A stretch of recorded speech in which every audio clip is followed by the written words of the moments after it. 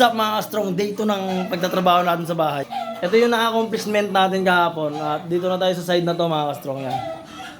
Ang ingay ng mga manok mga strong, tara punta natin. Tingnan natin kung ano nangyari dun sa taas. Ito yung pinaka third floor mga strong, marami pang gagawin dito. Nag-iingay nag-iingay. Okay mga strong ng itlog. Ito mga strong ng itlog. Ito. Uy, tatlo na yung egg! Yan, tapos nangitlog din yan? Tatlo! Ito mga kastro, nangitlog din. Tatlo na yung itlog. Ayan mga kastro, bali meron na siyang tatlong egg. Diba mga kastro? Tatlong egg. Ayos mga kastro. Yan yung ginagamit natin hen. Ito yung cock. Ito ang wala pang itlog mga kastro. Uy, nakawala pa mga kastrong. May ilap pa naman to. Nakawala yung isa, nakawala. Uy! Oh my God!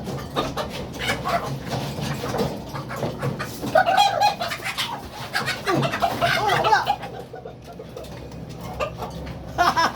Nakawala!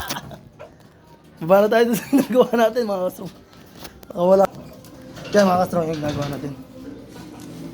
Dito tayo sa ating second floor. Ito na, nahuli ko na. Tuloy natin ito mga kastrong, may update ko kayo ulit. Sa mga kastrong, merienda muna tayo, nilagang saging. Gawa natin mga kastrong. Diba ito yung ginawa natin kahapon yan? Yan na yung nagawa natin mga kastrong. Tapos ito mga kastrong, itong gilid na ito mga kastrong. Ginawa ko yan mga kastrong kasi gagawin kong closet yan. Yan space na yan mga kastrong. Yan space na yan. Gagawin natin cabinet yan mga kastrong na maganda. May hangiran tapos meron drawer sa ilalim. Sana kahit paano pa konti-konti magawa natin. Yan mga kastrong. Medyo pagod lang mga kastrong pero okay na. Tapos yung kabila mga kastrong ito. Mga pinto di pa natin nakabit eh. Itong kabila yan meron din yan yan mga kastrong. Closet din yan, closet. Yan. Closet din yan pero i-double wall ko pa yan mga kastrong kasi inuuna ko yung side doon para makabit ko yung pinto. Saka itong mga seroho, sa huli na yan mga seroho na yan kasi masasayang yung plywood kaya mga buo muna inuuna ko yung kabit. Mga kastrong. Ayos mga kastrong. Yan. Susunod dito mga kastrong ito. Dito yung gilid na to, ito na yung pinakapinto ng kwarto na to. Itong kwarto na ginagawa natin yan. Tapos spiral yung hagdanan niya, diba? Ayos mga kastrong. Tuloy-tuloy natin ito mga kastrong at maraming salamat dun sa mga nanonood ng video ko. Thank you so much sa inyong lahat. Follow nyo lagi si Mark Anthony po mga kastrong. What's up mga kastrong? Inabot na tayo ng gabi. Pahinga naman tayo tapos na ang day 2 mga kastrong. Ito yung mga nagawa natin na accomplishment. Yan, nakabit na natin yung amba nung pangalawang kwarto. Yan mga kastrong, tingnan nyo yung pagkakagawa ko ng amba. Yung isa nandito sa portion na to. Yung isa nandito sa portion na to, ang katapat niya ayun. Hindi, kasi sabi nila mga kastrong, pag magkatapat na pinto, pangit daw yon. Kaya yan, tingnan mo tong kanto na to mga kastrong. Ang katapat niya yung kanto na yon. Tapos yung dulo ng isang amba ayun. Papunta dito sa may kanan.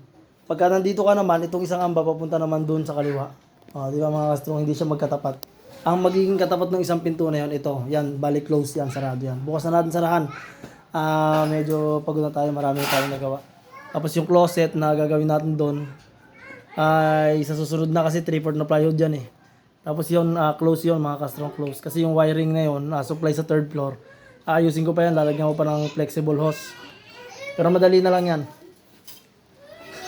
Tapos, yan ito, okay na to. Dumilim na yung hagdanan, no? Ito, may abang naman ako dito para sa light. May switch na rin yan. Ito, may switch na rin yan. Tapos itong isang switch na to, para yan dito sa kwarto na to. Tapos yung isang switch, ito naman sa kwarto. Nakabit na natin yan, kahapon pa natin nakabit yan. Okay, baka bukas siguro mahalagyan na natin to ng pinto. At siyempre si Buboy at Tigalinis, ano pa ba? Nak, walisan na ha. Ikaw nang bahala dyan.